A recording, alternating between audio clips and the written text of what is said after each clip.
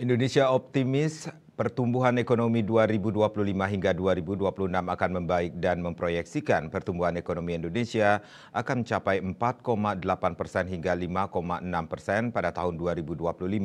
Sedangkan di Bali, pertumbuhan ekonomi di Pulau Dewata yang diperkirakan menembus kisaran 5,0 hingga 5,8% pada tahun 2025.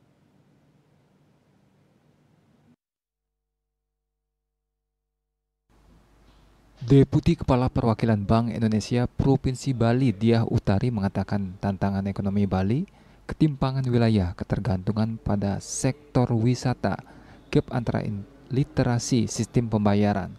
Diharapkan pertumbuhan ekonomi Bali di tahun 2025 di atas 5%. Ketergantungan Provinsi Bali yang tinggi terhadap sektor pariwisata membuat perekonomian rentan terhadap gejolak eksternal, sehingga dibutuhkan diversifikasi lapangan usaha.